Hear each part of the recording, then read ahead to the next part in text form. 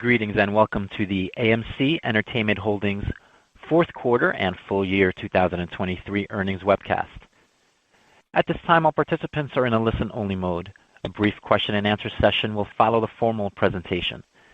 If anyone should require operator assistance during the conference, please press star 0 on your telephone keypad. As a reminder, this conference is being recorded. It is now my pleasure to introduce your host, John Merriweather, Vice President, Capital Markets and Investor Relations. Thank you. You may begin. Thank you, Diego. Good afternoon. I'd like to welcome everyone to AMC's fourth quarter and full year 2023 earnings webcast. With me this afternoon is Adam Aron, our Chairman and CEO, and Sean Goodman, our Chief Financial Officer. Before I turn the webcast over to Adam, let me remind everyone that some of the comments made by management during this webcast may contain forward-looking statements that are based on management's current expectations. Numerous risks, uncertainties, and other factors may cause actual results to differ materially from those that might be expressed today. Many of these risks and uncertainties are discussed in our most recent public filings, including our most recently filed 10-K and 10-Q. Several of the factors that will determine the company's future results are beyond the ability of the company to control or predict. In light of the uncertainties inherent in any forward-looking statements, listeners are cautioned against relying on these statements. The company undertakes no obligation to revise or update any forward-looking statements, whether as a result of new information or future events. On this webcast, we may reference non-GAAP financial measures such as adjusted EBITDA, constant currency, free cash flow, non-GAAP operating cash burn, and operating cash generated, among others.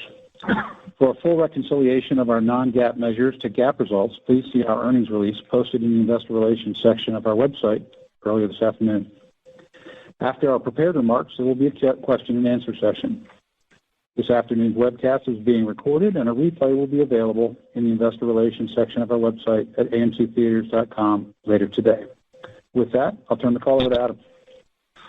Thank you, John. Good afternoon, and thank you, everyone, for joining us today. 2023 marked another year of strong operational and financial gains for AMC Entertainment, affirming the success of our strategic recovery efforts as the industry continues to rebound from the lingering effects of the pandemic. Our determination, innovation, and agility allowed us to adapt to a rapidly changing and unpredictable box office in calendar year 2023. And once again, it allowed AMC to defy Wall Street's expectations, beating FactSet and Refinitiv consensus estimates in Q4 and for full year 2023 for revenue, adjusted EBITDA, adjusted net income, and adjusted earnings per share. As a result of our actions, global attendance at AMC Theaters in 2023 tallied nearly 240 million guests, up 19% over the prior year, and marking the highest annual attendance in the post-pandemic era for AMC. When you couple our 2023 attendance growth with our all-time record-setting admissions revenue and our all-time record-setting food and beverage revenues per patron, AMC's annual revenues grew by 23%, exceeding $4.8 billion in 2023, and our adjusted EBITDA improved by $379 million to $426 million in 2023. It was the highest level for adjusted EBITDA in 4 years, the highest revenues for AMC in 4 years, and in fact, our adjusted EBITDA was up more than 9 times what it was just a year earlier in calendar year 2022. Unquestionably, our positive recovery trajectory continued in 2023. Not enough for where we hope to eventually wind up in the year ahead or the years ahead, but encouraging progress again was made. We're also proud that when you look at the magnitude of our revenue and adjusted EBITDA increases, AMC is outshining several of our largest and most important key competitors in the U.S. and in Europe. One of AMC's most essential accomplishments, which may not be widely understood, is just how efficient we have become after having to adapt to pandemic stresses these past 4 years. Thanks to AMC's increased high-margin food, beverage, and merchandise sales, rising ticket prices, our industry-leading premium large format capacity, a commitment to laser projection, pruning our network of some marginal theaters and replacing them with some clear winners, and of course, holding the line on costs, AMC's internal analysis reveals to us that our contribution per patron is up by some 37% versus what it was before the pandemic. This means that AMC does not need for the industry box office to return completely to pre-pandemic levels for AMC's adjusted EBITDA to dramatically outstrip what we generated historically. Speaking of the box office, let's turn to the domestic industry box office as a placeholder for the size of our industry and to demonstrate our industry's long climb back from COVID.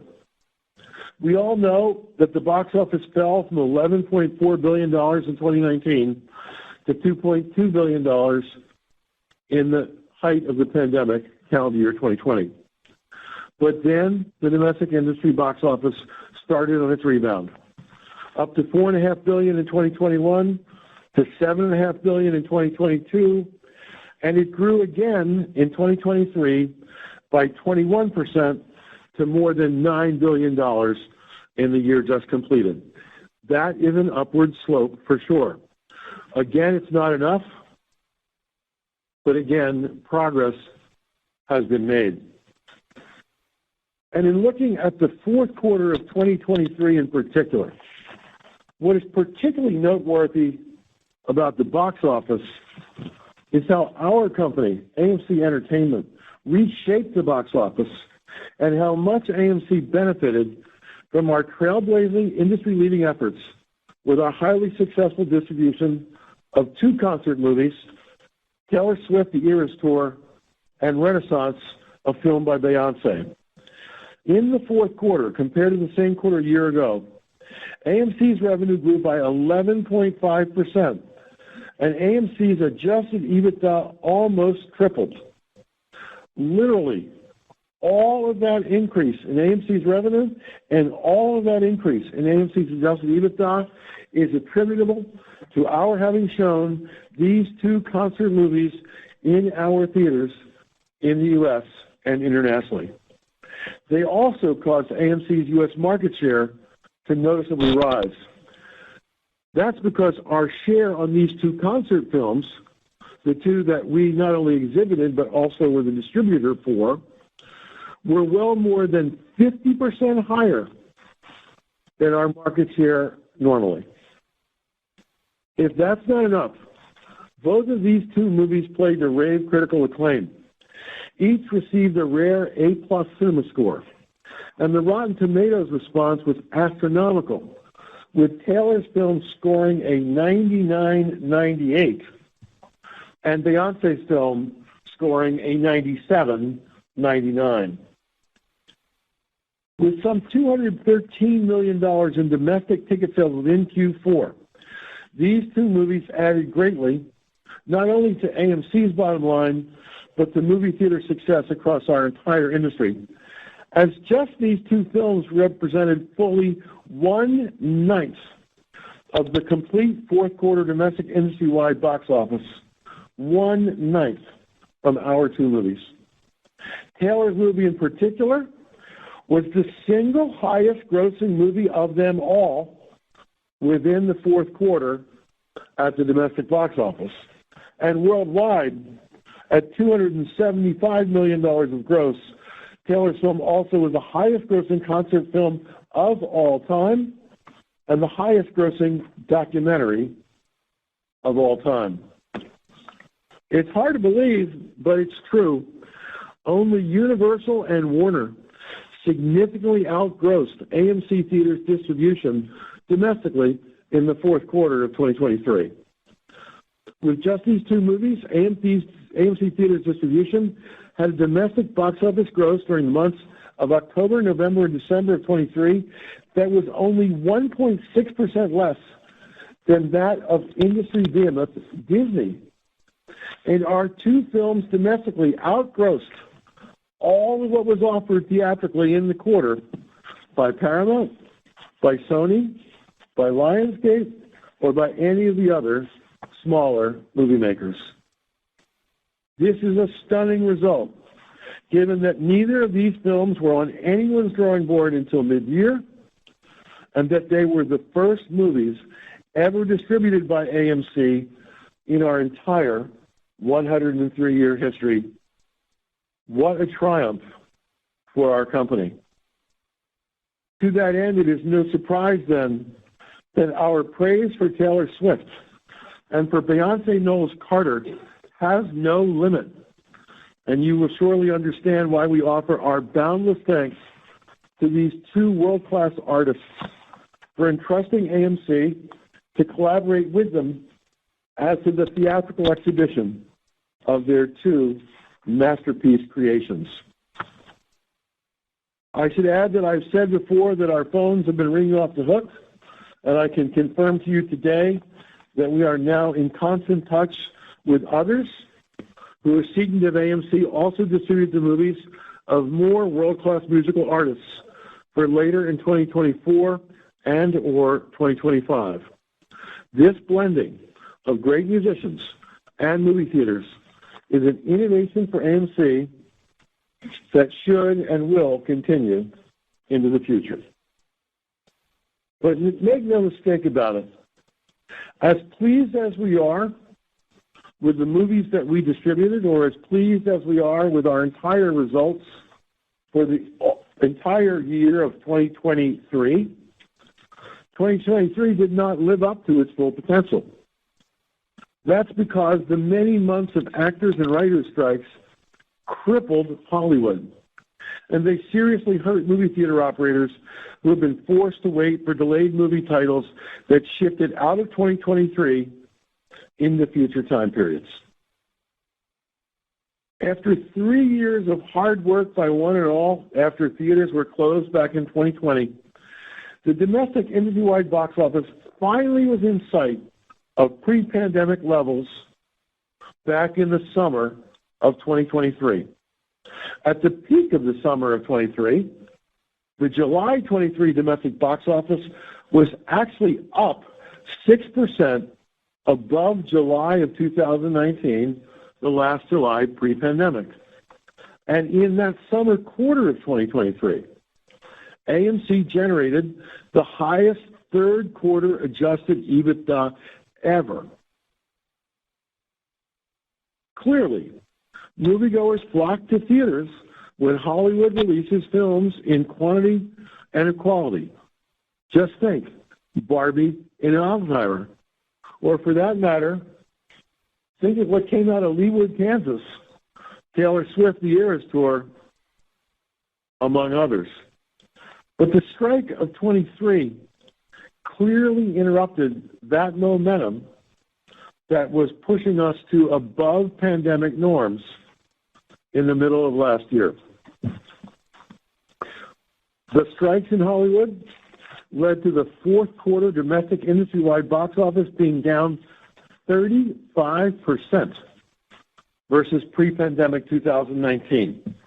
The January-February 2024 domestic industry-wide box office was down about 45% versus the same months of pre-pandemic 2020.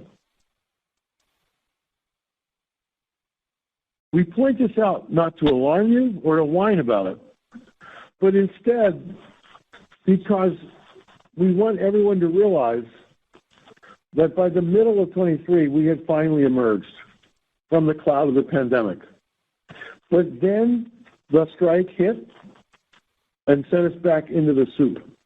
However, At AMC, we believe that the strike impacts will only be short-term in nature.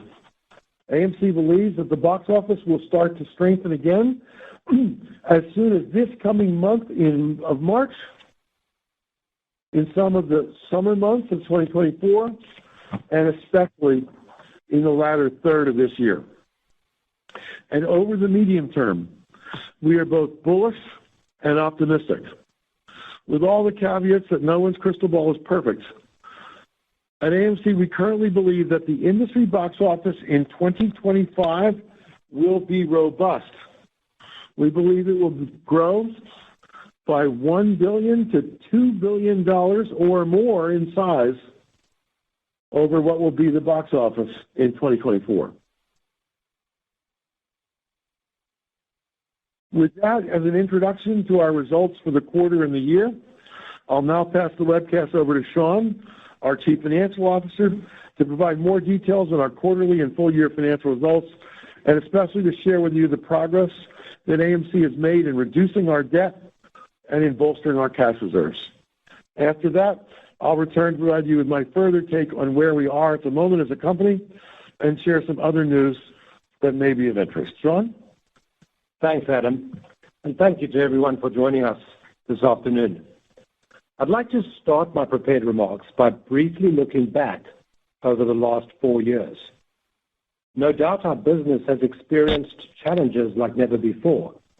First, we had the COVID pandemic, then the Hollywood strikes, and all this while we managed through supply chain challenges and interest rate increases that have just put enormous pressure on our cash flows.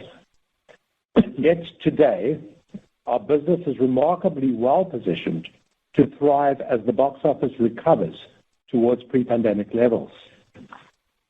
Over the last 4 years, we've improved our per-patron revenue and per-patron profit quite considerably. In 2023, our consolidated per-patron revenue was around 32% higher than in pre-pandemic 2019. This was driven primarily by growth in food and beverage spend per patron of 45.7%. And we've also increased our contribution dollars per patron. Contribution dollars here defined as total revenue less both film exhibition costs and food and beverage costs. And we lessened this by approximately 37%. So we've increased these contribution dollars per patron by approximately 37%. At the same time, we've worked hard to enhance our theater portfolio. We've been closing underperforming theaters and opportunistically opening higher-performing theater locations. As an illustration of the impact of the changes that we have made in our business, consider for a moment the following. In 2023, our domestic attendance was 32.3% less than in 2019. At the same time, we were able to keep revenue per screen flat with 2019 and increase our contribution dollars per screen by approximately 4.3%. So with 32% lower attendance, our contribution dollars per screen actually increased by 4.3%. The consolidated statistics I've quoted are in constant currency and help explain why we believe that A, the box office does not need to get all the way back to pre-pandemic levels for us to achieve pre-pandemic adjusted EBITDA. And B, at pre-pandemic box office levels, we should be able to achieve higher adjusted EBITDA than we were able to before the pandemic. And finally, looking back over the last 4 years, we have very actively worked to strengthen our balance sheet by reducing debt and increasing liquidity. It's worth noting that the total principal amount of our corporate borrowings and finance leases at December 31, 2023 was $4.56 billion. This is approximately $451 million lower than 4 years ago at December 31, 2019. And our net debt at December 31, 2023, net debt defined as total corporate borrowings and finance leases less available cash. This number was nearly $1.1 billion lower than 4 years ago at December 31, 2019, prior to the devastating impact of COVID on our industry. At the same time, it's also worth noting that given pressure from a rising interest rate environment and our heightened leverage ratios due to the box office being still well below pre-pandemic levels, our interest expense during 2023 was approximately $70 million higher than in 2019. Now to the results for 2023. AMC generated more than $4.8 billion in consolidated revenue for the year, marking a solid 23% increase compared to 2022. Likewise, adjusted EBITDA increased more than ninefold compared to 2022 to $426 million. And for the first time since 2019, we achieved positive adjusted EBITDA in all 4 quarters of the year. Now, looking specifically at the fourth quarter of 2023 compared to last year, the North American box office grew by nearly 5%, with Taylor Swift's The Eras Tour, distributed by AMC, leading the way. With market share gains, in part from the success of The Eras Tour, and very strong food and beverage per patron growth, our fourth quarter consolidated revenue increased by 11.5% to $1.1 billion. Domestic revenue in Q4 increased by 12.9% as a result of record-setting admissions revenue per patron of $12.83. This is 5% higher than a year ago, and record food and beverage revenue per patron of $8.31. This is an increase of 7.1% compared to 2022. It should also be noted that other revenue grew in total by approximately 32%, and this driven by distribution fees associated with the concert movies, together with increases in retail popcorn sales and sales of movie-themed and AMC-branded merchandise. In our international business, competitive dynamics limited our ability to take price increases without adversely impacting market share. Attendance in the quarter increased by 3.9%, and on a constant currency basis, revenue increased by 2.5%, with admissions revenue per patron decreasing by 1.4% to $9.27, and food and beverage revenue per patron growing slightly to $4.38. Other revenue was in line with last year's fourth quarter. Now moving to cash flow and the balance sheet. We ended the quarter with cash and cash equivalents of $884.3 million. For the full year, non-GAAP operating cash generated, which is a measure representing cash flow from operations after deducting capital expenditures and before both debt servicing costs and deferred rent payback. This was a positive $68.3 million, a $362 million improvement compared to last year. For the fourth quarter, non-GAAP operating cash burn was less than $1 million. CapEx net of landlord contributions was $64.2 million in the fourth quarter, bringing the year-to-date net CapEx spend to $201.7 million, right at the midpoint of our 2023 net CapEx guidance. We expect that CapEx in 2024 to be in the range of $175 to $225 million. From a theater perspective, we continue to actively manage our footprint, and during the fourth quarter, we added 2 new high-performing theaters and closed 9 underperforming locations.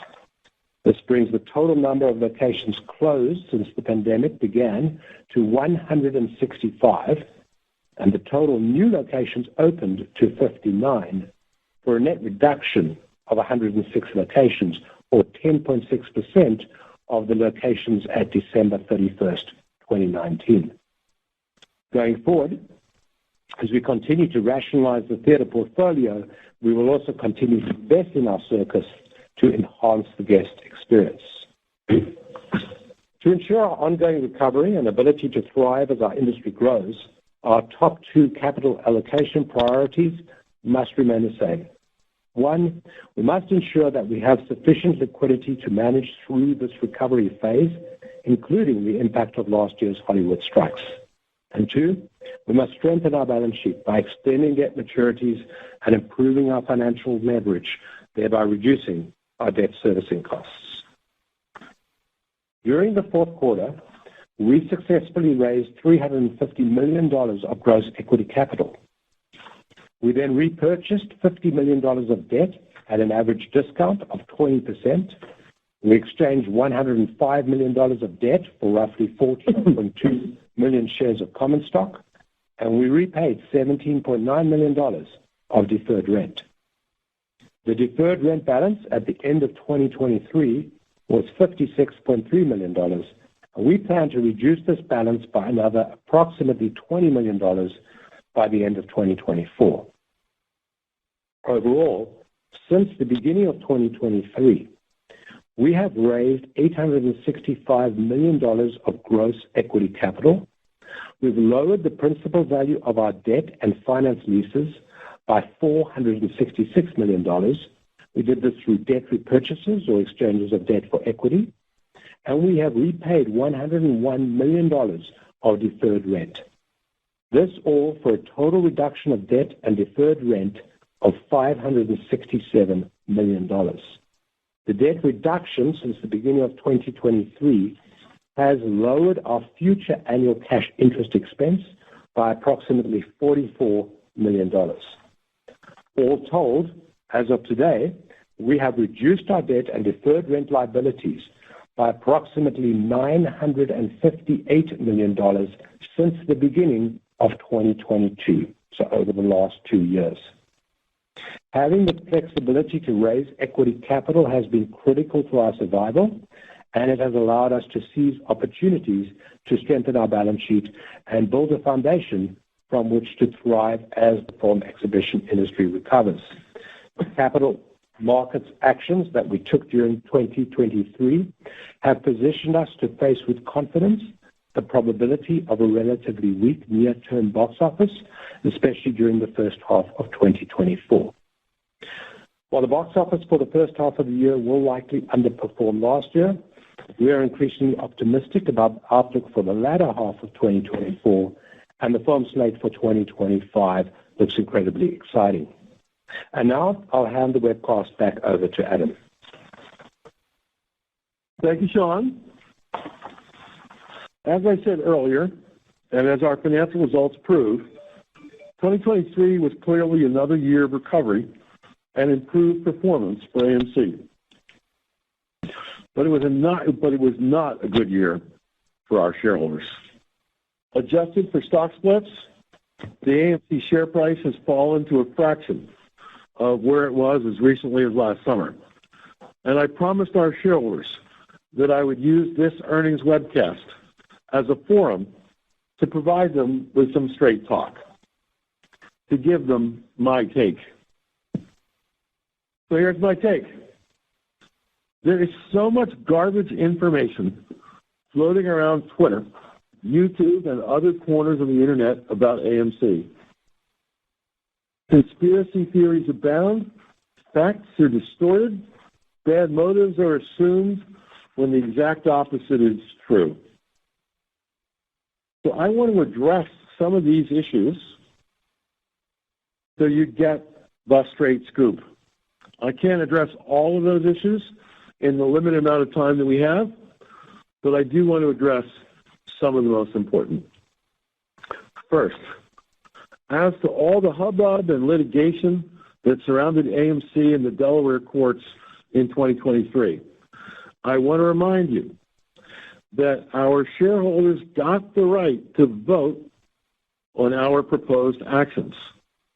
And not only did the preferred shareholders vote in favor of what we did last year, but also of the common shareholders who voted, their count also was in the affirmative by a wide 72 to 28 margin.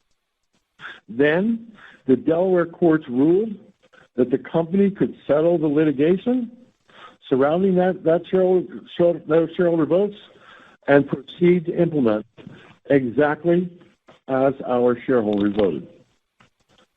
Second, as to dilution, back in the summer of 2021, it's a long time ago, after it was clear that shareholder sentiment was not wholly supportive of more equity sales, we said there would be no more in 2021, and we kept our word. Some critics, assigning us bad motives, were convinced that we would start more equity sales in the very first week of 2022, since the commitment we made only incorporated 2021. But they were wrong.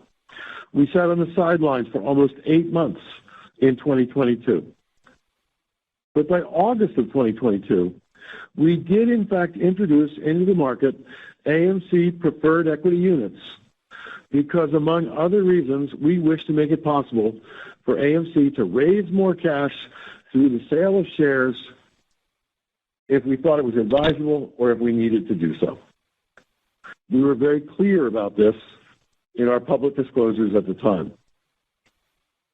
Between August of 2022 and June 30 of 2023, AMC raised $418 million by selling what were called APEs.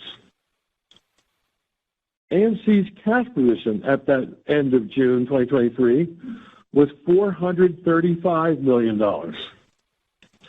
$418 million raised, $435 million of cash. Do the math. Had we not sold those shares, deduct $418 million from $435 million. Big companies, the size and scope of AMC Entertainment, cannot survive with only $17 million of cash on hand. Similarly, in the full year of calendar year 2023, AMC raised $865 million of cash through the sale of APEs and the sale of common stock. We ended the year with $884 million of cash. $865 million raised, $884 million of year-ending cash. Again, do the math. Had we not sold that equity, deduct $865 million from $884 million. Big companies, the size and scope of AMC, cannot survive with only $19 million of cash on hand. We did, in dilution, what was absolutely vital for your company to do to get through the many challenges that have been thrown our way. The absolute smartest way for AMC first to survive and then eventually to be in a position to thrive is to have robust cash reserves. Period. Plain and simple. There can be no argument. Cash is king. Third, from time to time, there have been matters related to the trading of AMC stock that have been of concern to some of our shareholders. As but 3 examples, the absolute number of failed-to-deliver shares, synthetic shares, or the length of time AMC Entertainment was on the threshold list, among others. We dutifully have kept the New York Stock Exchange and appropriate regulatory bodies well informed, and we make frequent public filings. But here is a key reminder and clarification. AMC is a company that is listed on the New York Stock Exchange, but we are not the stock exchange itself. Frankly, we have no ability to regulate or enforce trading practices on the stock exchange. And as much as some of you may wish it to be otherwise, our business is the exhibiting of movies in theaters. We are not in the business of reforming the financial markets overall. Then, as to our motives, it's disappointing how many people out there type into their Twitter feeds that the management team at AMC is somehow actively working against the interests of our retail shareholders and instead is nefariously on the side of evil, the so-called hedgies. A company that does not post the kind of improving financial results as AMC just did today, if one is out to sabotage one's owners. One does not sell $54 million of movie-themed merchandise in our theaters and online, as AMC did in 2023, versus virtually no sales of such items only a few years ago, if their motives are impure. I should point out, by the way, that selling merchandise was an idea that came in from our retail shareholders, by the way. Similarly, one doesn't launch popcorn to the home or blaze new trails with innovative concert movies that have been incredibly profitable and reputationally enhancing for AMC if one is trying to undermine our company's success. So given all that, then why has our share price been falling? Are those conspiracy theories right? There are many, many complicated factors that affect any share price. Some well understood, some not so well understood.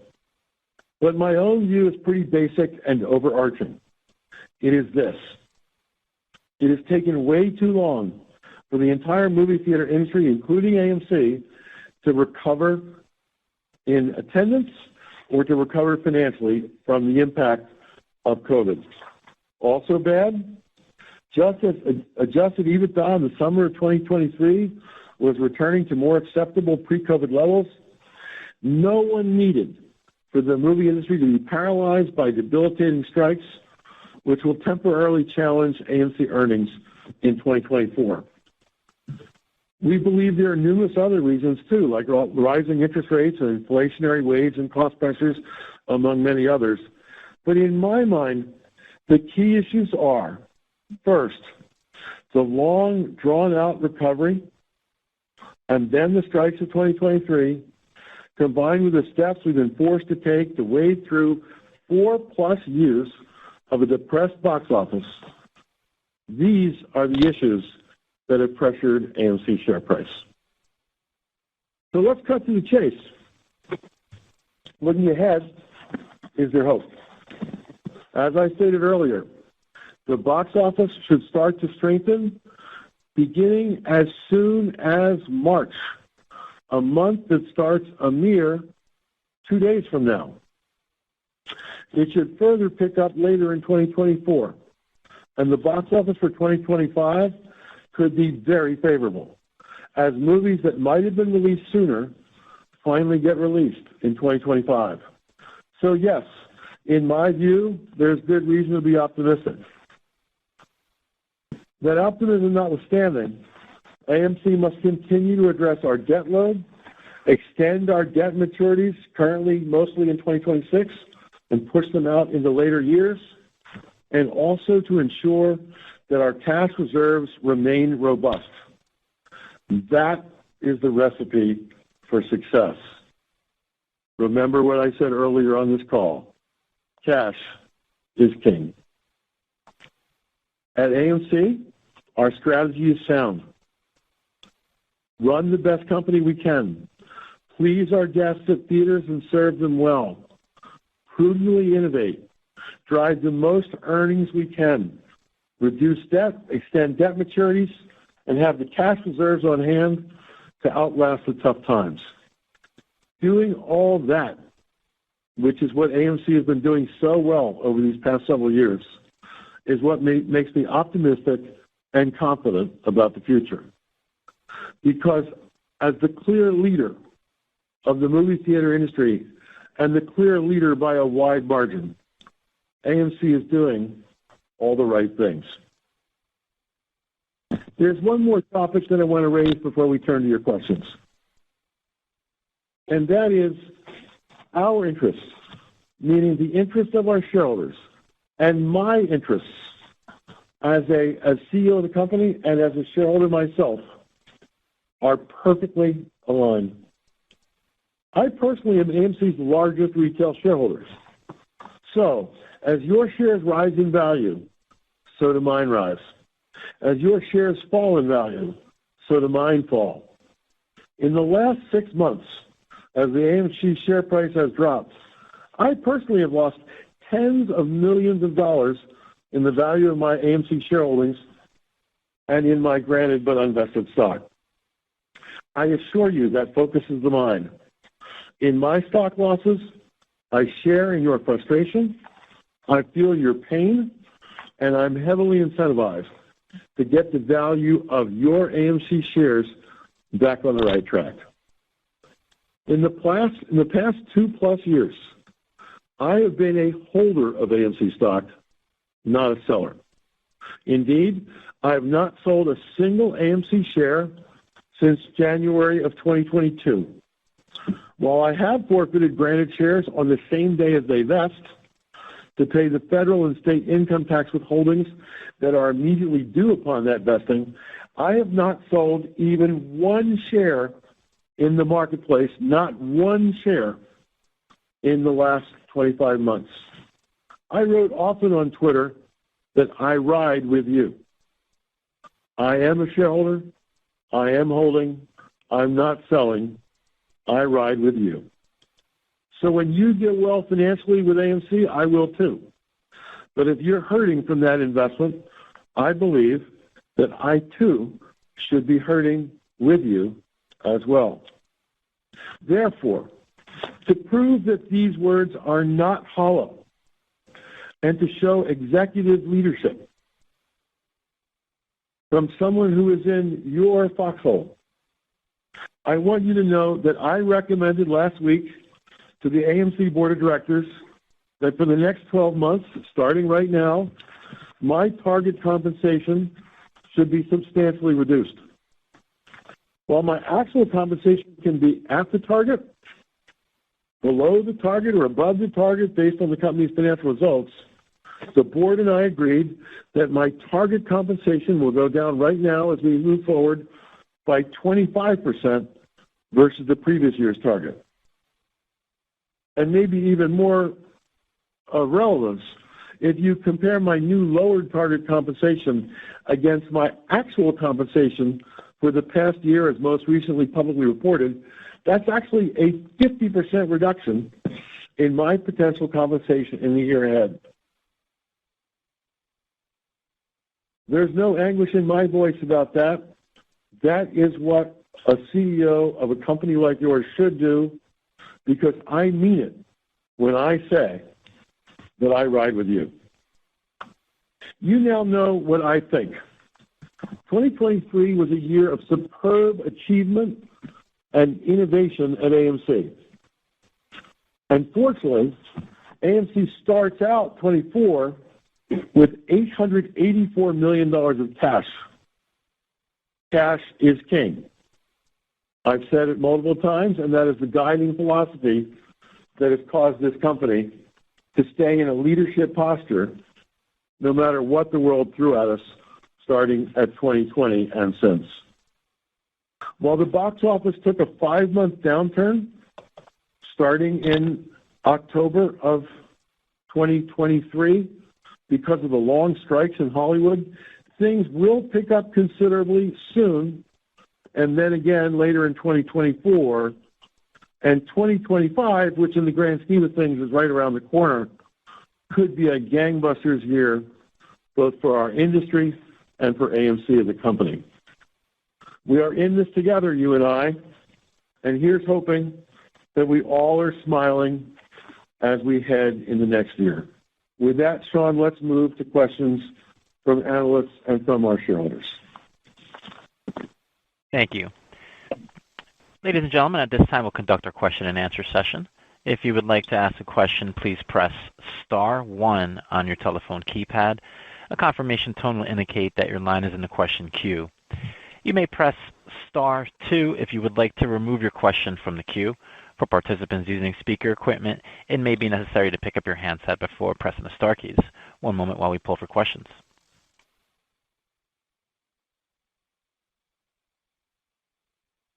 And our first question comes from Eric Wold with B. Riley Securities. Please state your question. Hey, good afternoon. Thanks for taking my call. Adam, I guess I want to go back to kind of one of the parts of the business that's, I think probably not as talked about, but the distribution business. I think, one of the knocks on the overall exhibition business in general for years has been that, the availability of content, was largely out of control. So when you get things like, the pandemic or strike, there's little you can do to kind of drive content into your theaters. Obviously, this changes somewhat with what you did with Taylor Swift and Beyonce. I guess as you continue to build out that business, I know you talked about you're in discussion with other artists for releases later this year or next year. I guess any sense of what you think the annual opportunity could be for revenue and EBITDA from that distribution business? And then, what do you think is the ability of AMC to kind of move outside of the concert or kind of musical film genre into other genres that may be, more direct competition with some of the other larger distributors out there? Well, Eric, look, you're entirely right that if you look at the single biggest challenge that our industry has faced since the reopening of theaters at the end of 2020, it's in the lack of content. And we took matters into our own hands in 2023 with Taylor and Beyonce and had two grand successes. That causes us to want to do more. We certainly got the attention of the best musical artists in the world. And so there will be more of those. I don't want to quantify it. I've got a good sense of it, but I don't want to quantify it quite yet. Let's land some contracts for future concert films, and then we'll have a better sense of what you can count on reliably. But who knows where this will lead? There's other alternate content that we could focus on other than just concert movies. We could look to comedy. We could look to sports. When you think about the movie theater industry, it's a dirty little secret that the industry only sells about 15% of our tickets. I used to work in the airline industry. We sold like 75% of our tickets, not 15. There has to be ways to create alternate content that will not replace what Hollywood's doing, but will augment what Hollywood is doing by filling some of those empty seats that are just sitting there waiting to be filled.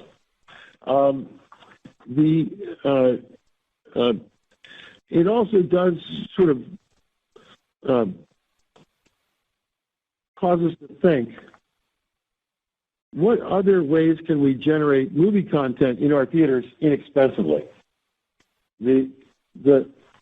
I don't think you'll ever find a situation, where AMC is writing a check for $50 million or $100 million or $200 million to make movies. But there are some interesting ways to collaborate with movie makers to take movies that might not otherwise get made and get them into our theaters and into some other theaters of our friends in the industry, both in the U.S. and abroad.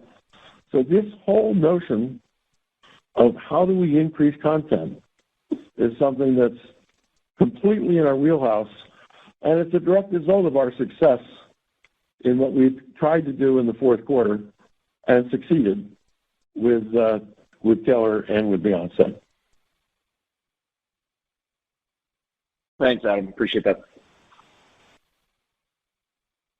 Thank you. I'll now hand the floor back over to Adam Aron to take some retail shareholder questions. Thank you. We'll take it, Diego. We have had retail shareholders send questions in. Sean, what do they want to hear about? Yeah, sure, Adam. So the first question is generally about the industry recovery, which we've certainly been talking about a lot today. But the question relates to, with players like Amazon and Apple entering this business, is it likely that we can see the release schedule really increasing past pre-pandemic levels in the future? Well, that's a good question. But before we talk about whether we get beyond pre-pandemic levels, let's talk first about getting to pre-pandemic levels. Because as we sit here today, the movies released by the major studios are down about 25% from the quantity of pre-pandemic releases. The good news here is, as you know well, we talk to every major studio every week of our lives here at this company, and we know that studio after studio after studio sees the opportunity for them that can come from achieving high theatrical grosses, and one studio after another is doing all in its power to increase their release schedules, to get the release schedules first back up to pre-strike levels, and then hopefully even higher levels than that, moving back closer to pre-pandemic levels. Yes, it's true. Apple and Amazon are making movies. They're releasing those movies theatrically. We're working very closely with each company. Happily so. We welcome them to the party. We have enough screens in our company and in our industry to accommodate whatever supply of content all these studios can produce, and then some. I would point out that one of the comments in my prepared remarks, it's so important, is we've done so much in the past 4 years to make this company more efficient. Our profit per patron is up 37% from where it was when we entered the pandemic, which means we don't actually need the box office to come all the way back to pre-pandemic levels. We don't need attendance to come all the way back to pre-pandemic levels because we're making so much more profit from each guest who is in our theater. As for whether, in fact, and when the box office does cross that pre-pandemic hurdle and crosses $11 billion, we'll all find out together. Great. There's related to that, there's some questions about diversification and what revenue diversification opportunities exist to grow and enhance our business. So I don't think anyone's worked harder at diversifying their revenue streams in our industry than AMC has in the past few years. And some of them have been quite high profile. Things like giving Orville Redenbacher some competition on the shelves at Walmart with our popcorn lines that we took to the home, which are selling extremely well at Walmart. And we just literally in these very months are in the process of having extended our retail presence to Kroger and to Publix. We also went up on the Amazon Marketplace. So that's an example of diversifying our revenues. We launched our candy line, I guess it was in December, I think, at our theaters. I've tweeted publicly about maybe coming up with a house wine or house beer. Beyond that, though, I think the single biggest, most successful diversification play we've had so far is what we've done with movie-themed merchandise. As I said in the prepared remarks, we sold $54 million of it in 2023. And like 3 years earlier, we sold nothing. $54 million from nothing. We continue to be intrigued by diversification, and there are other diversification opportunities, but I think it's really important to say this. We worked very hard to bring all that cash into our bank accounts, as you know. And 2024 could be a challenging year, especially early in the year.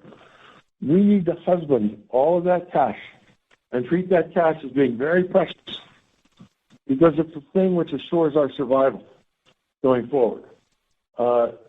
Therefore, if we're going to look for diversification plays, we have to do so in a capital-light way.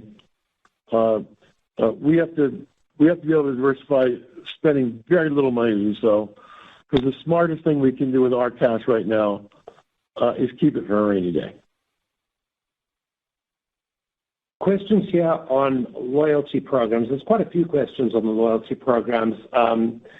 And people are asking if there's an update to the loyalty programs coming, any ideas such as bringing a friend along for A-list members in exchange for a fee perhaps, or a family plan for A-list, or other new creations for our loyalty programs.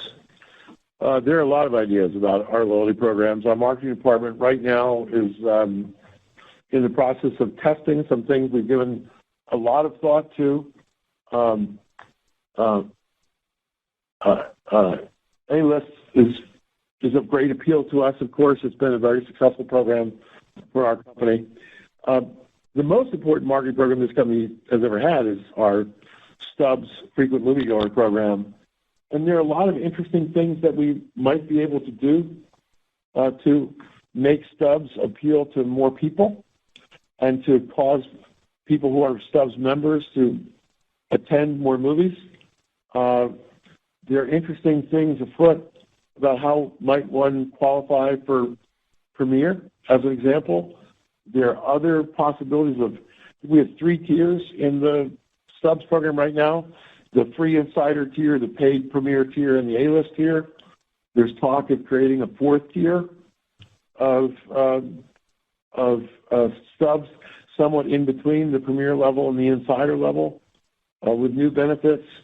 We're going to test right now, research and test right now for possible rollout later this year.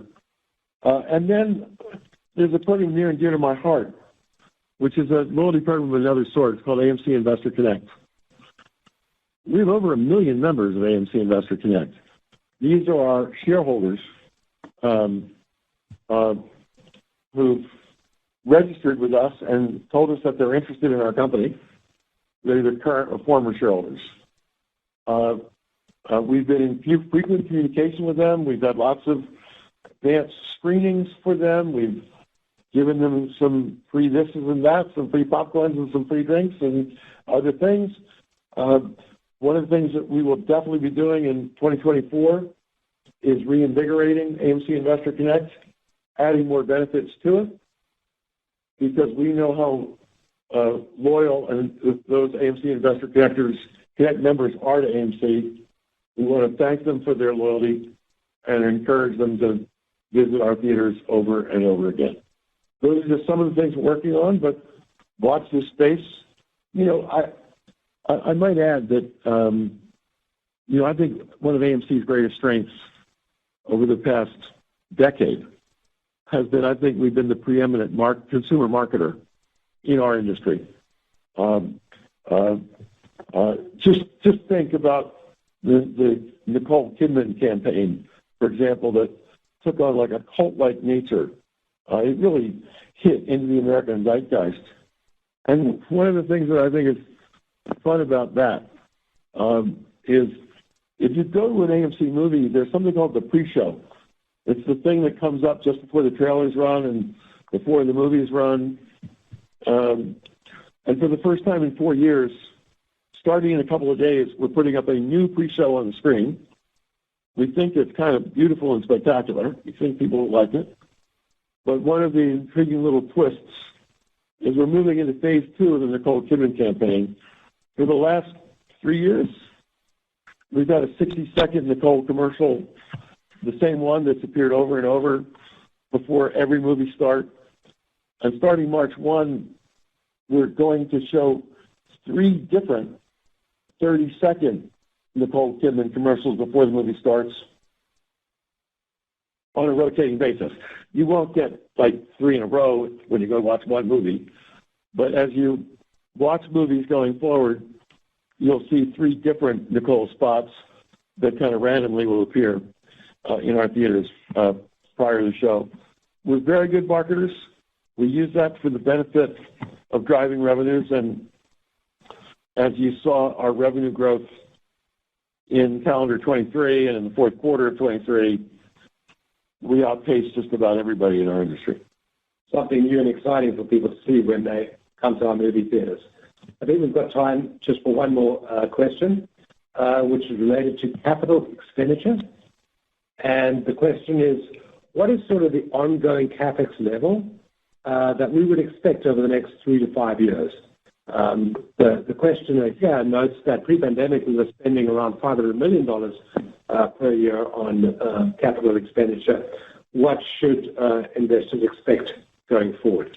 So for the past couple of years, we've been in a landscape of $150 to $200 million of annual capital expenditures. About 150 of that is to what we call maintenance capex, to just keep our theaters in good shape. You can't run a movie theater with a leaky roof, or an air conditioning unit doesn't work, or a projector that doesn't show movies. And then some of that capex has been used for enhancing our IT systems and growth-oriented projects, bring some spot acquisitions. You said we added 59 theaters into our system over the past several years. Some of our capex goes to bring those new theaters into our system. As you look ahead, those years of $500 million capex, those were in the days when we were, renovating, putting in reclining seats and 50, 60, 70 theaters a year. That spurt is way behind us. So I'd say that with one caveat, people should be expecting capex in the $200 million range going forward. And that caveat is this. Because of the tough years that we've had with respect to earnings over the last few years, we've put a tight lid on capital expenditures. It was crucial for us to keep cash in the bank and not necessarily spend it all. There are some obvious growth projects that if we were to raise an additional $50 to $100 million, for example, and we wanted to reinvest that back into our fleet of theaters, if that was something that would produce the highest and best return on that investment, it would have to produce a return on investment higher, for example, than buying back our debt at a substantial discount, which we've done a lot of in the past year or two. There's just some obvious things that are low-hanging fruit where we know the payback would be quick. And the most obvious of them is this. AMC has the largest number of premium large format screens of any movie theater chain in the world, and it's not close. We are 50% of all IMAX screens in the United States, for example. We're 100% of all the Dolby Cinema screens in the United States, for example. And what we've seen is that our premium large format screens command a price in the market that's about 30% higher than the normal so-called 2D auditorium price. They sell out first.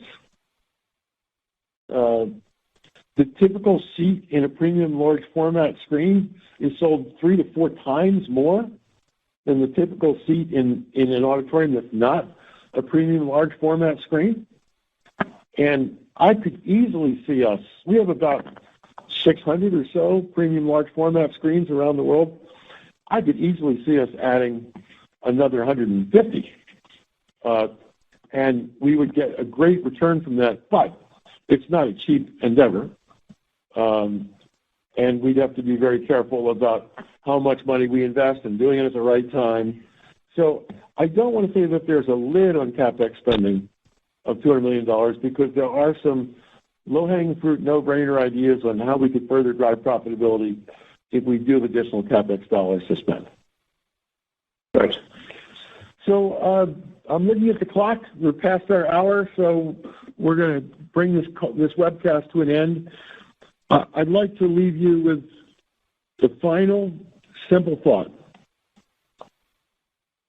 2023 was a superb year for this company on the march to getting back to pre-COVID levels of profitability.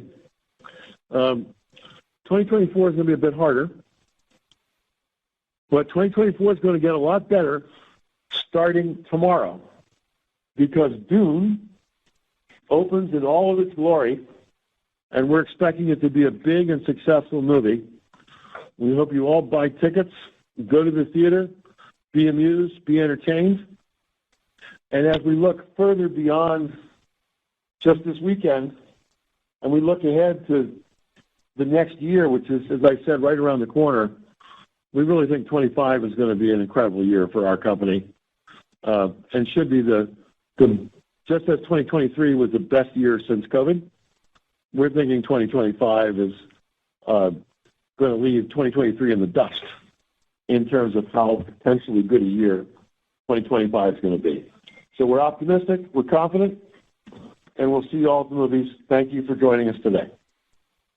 Thank you. This concludes today's conference. All parties may disconnect. Have a good day.